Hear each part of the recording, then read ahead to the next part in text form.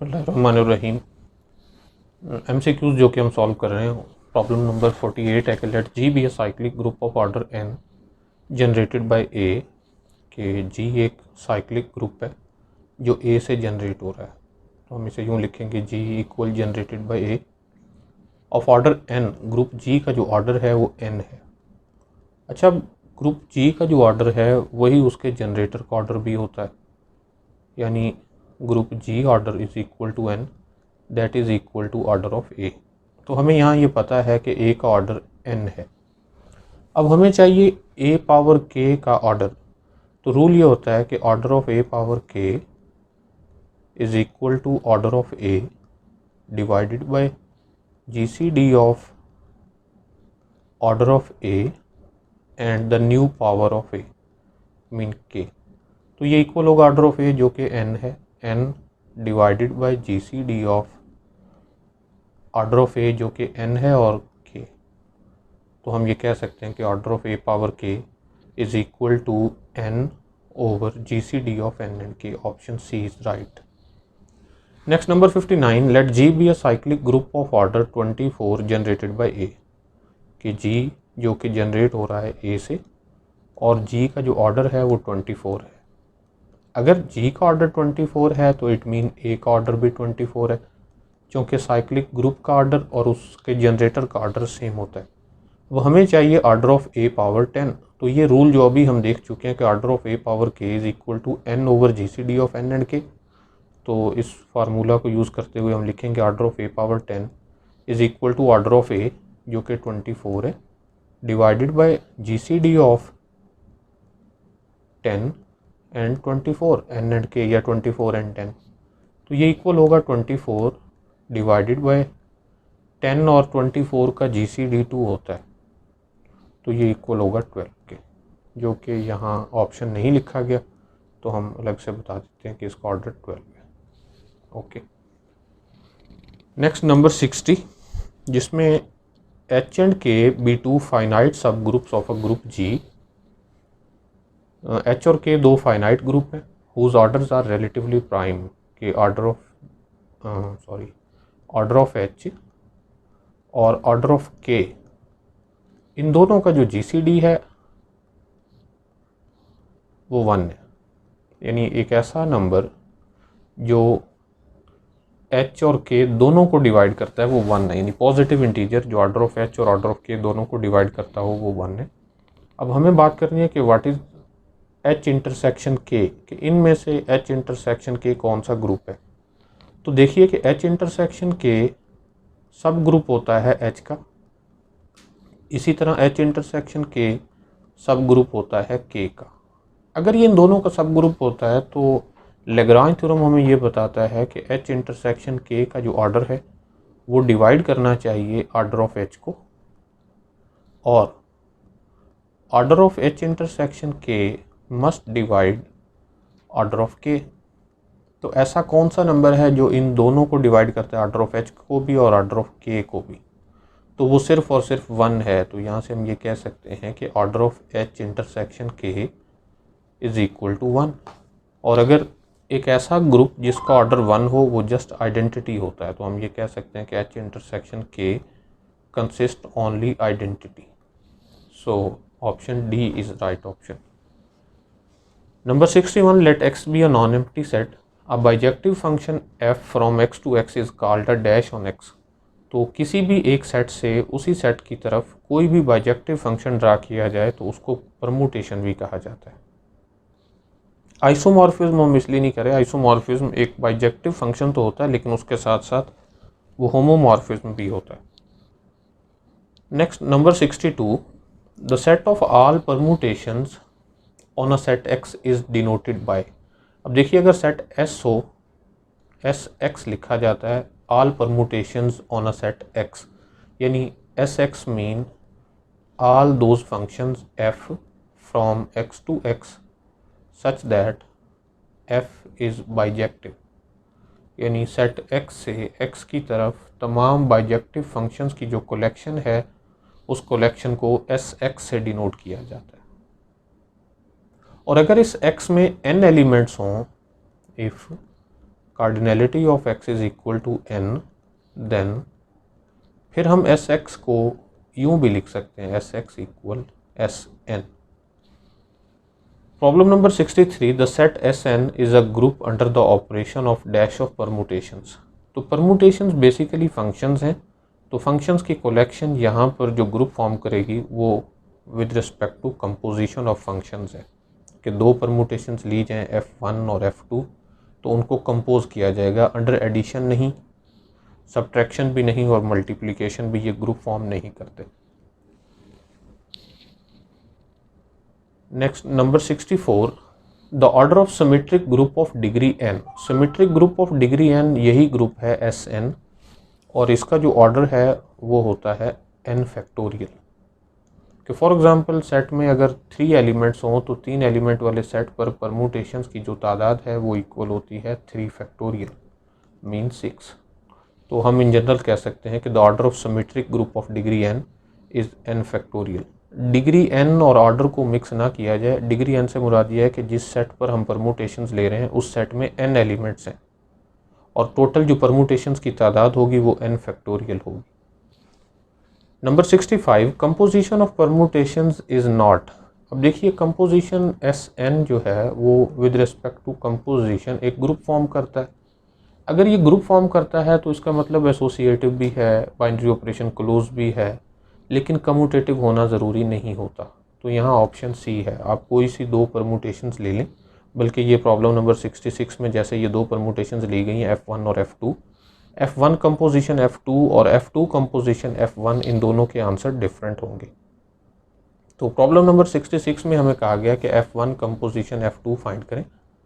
सो F1 composition F2 हम ये लिखेंगे। देखिए यहाँ इस बुक में SM यूसुफ की जो मैथमेटिकल मेथड की बुक है इसमें जब कंपोजिशन करते हैं तो पहले F2 और फिर F1 पर अप्लाई करते हैं।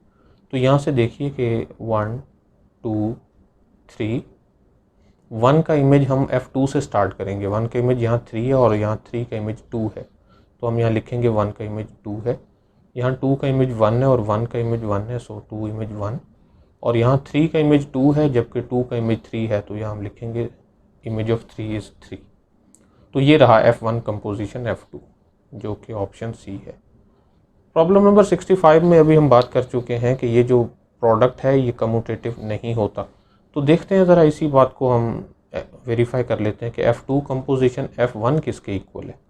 F2 कंपोजिशन F1 में पहले हम F1 को देखेंगे और फिर F2 की बात करेंगे।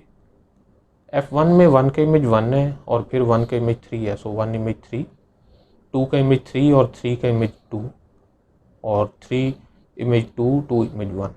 तो यहाँ हम ये देख सकते हैं कि F2 composition F1 is not equal to F1 composition F2। तो यहाँ ये भी वेरीफाई हो गया कि कंपोजिशन ऑफ परमुटेशंस जो है वो कम्यूटेटिव नहीं होती। नेक्स्ट नंबर 67 है, permutation of the form this is called dash of length के। अब ये जो फॉर्म है इसमें क्या है कि A1 का इमेज A2 है, A2 का इमेज A3 है, A3 का इमेज A4 है एंड सो ऑन, A का इमेज A1 है। अगर मैं यहाँ एक सर्कुलर शेप में बना दूँ A1 फिर A2 फिर यहाँ A3 एंड सो ऑन, ये प्रोसेस चलता चलता यहाँ पर है AK। देखिए A1 का इमेज A2, A2 का इमेज A3, A3 का image next A4 and so on, AK-1 का इमेज AK और AK का इमेज A1। तो आप देख सकते हैं कि ये एक किस्म का साइकिल मुकम्मल हो रहा है। तो इसको हम एक साइक्लिक परमुटेशन ऑफ लेंथ के भी कहते हैं। और इस साइकिल को यूँ भी लिखा जा सकता है A1, A2, A3 and up to so on AK। तो ये इस नोटेशन में लिखा गया, इससे भी यही मुराद है कि ये एक परमुटेशन है जिसमें हर पिछले एलिमेंट का इमेज उससे नेक्स्ट एलिमेंट है। Problem number 68, if two cycles act on mutually disjoint sets then they. अब देखिए अगर दो म्यूचुअली डिसजॉइंट सेट लिए जाएं, उन पर अगर परमुटेशन साइकिल अप्लाई हो रहे हो, फॉर एग्जांपल अल्फ़ा इक्वल हो 1 2 5 और बीटा इक्वल हो 6 8 एंड 9, तो यहाँ हम ये वेरीफाई कर सकते हैं कि अल्फ़ा बीटा इक्वल होगा बीटा अल्फ़ा के। इन जनरल तो परमुटेशंस कम्यूट नहीं करती, लेकिन अगर म्यूचुअली डिसजॉइंट सेट्स पर साइकिल अप्लाई हो रहे हों। देखिए ये 1 2 5 एक सेट पर अल्फ़ा अप्लाई हो रहा है और दूसरा सेट 6 8 9 पर बीटा अप्लाई हो रहा है। ये दो ऐसे साइकिल हैं जो जिन दो सेट्स पर अप्लाई हो रहे हैं वो म्यूचुअली डिसजॉइंट है, यानी उनमें कोई भी एलिमेंट कॉमन नहीं है। तो इस तरह के जो साइकिल हैं उनका प्रोडक्ट कम्यूट करता है, यानी अल्फ़ा बीटा इक्वल है बीटा अल्फ़ा के। तो यहाँ कैन कम्यूट वाला ऑप्शन नहीं है, यानी ऐसा नहीं है कि कभी हो जाए कभी ना हो। डोंट कम्यूट वाला ऑप्शन भी नहीं है, तो ये मस्ट कम्यूट हमें लिखना चाहिए। ओके, नेक्स्ट प्रॉब्लम नंबर 69 है कि if alpha is equal to 1 2 3 and beta is equal to 5 7 8। अभी हम ये बात कर चुके हैं कि अगर अल्फ़ा और बीटा दो म्यूचुअली डिसजॉइंट सेट्स पर अप्लाई हो रहे हों तो वो आपस में कम्यूट करते हैं। तो यहाँ ऑप्शन सी है। यहाँ वेरीफाई भी किया जा सकता है कि अल्फ़ा बीटा को मल्टीप्लाई करके देखा जा सकता है कि अल्फ़ा बीटा इक्वल होता है बीटा अल्फ़ा के। Okay, number 70, every permutation of degree n can be written as a product of cyclic permutations acting on mutually disjoint sets। ये एक थ्योरम की स्टेटमेंट है, वहाँ से देखी जा सकती है। Number 71, a cycle of length 2 is called a transposition। कि अगर कोई भी लेंथ 2 वाला साइकिल हो, फॉर एग्जांपल A1 A2, ये एक साइकिल है जिसकी लेंथ 2 है, तो ये इसको हम ट्रांसपोजिशन का नाम भी देते हैं।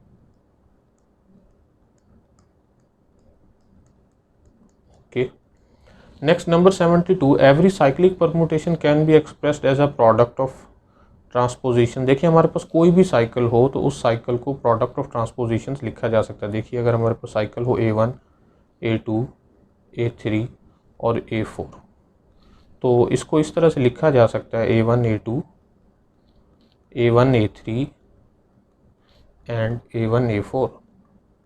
इनको मल्टीप्लाई करके चेक किया जा सकता है कि आंसर दोबारा से यही होगा। Next number 73, a permutation alpha in Sn is said to be dash permutation if it can be written as a product of an even number of transpositions. कि अगर किसी परमुटेशन को, देखिए हर परमुटेशन को साइकिल्स के प्रोडक्ट में लिखा जा सकता है और हर साइकिल को प्रोडक्ट ऑफ ट्रांसपोजिशंस लिखा जा सकता है। इसका मतलब यह है कि हर परमुटेशन को प्रोडक्ट ऑफ ट्रांसपोजिशंस लिखा जा सकता है। अब उसे जिस तरह से भी, फॉर एग्जांपल मैं उसके लिए एक परमुटेशन लेकर हम ये बात कर लेते हैं 1 2 3 4 5 6 7 8। 1 का इमेज हम कह देते हैं 6 है और 6 का इमेज 7 है और 7 का इमेज 1 है। 3 का इमेज 8 है, 8 का इमेज 4 है और 4 का इमेज 3 है।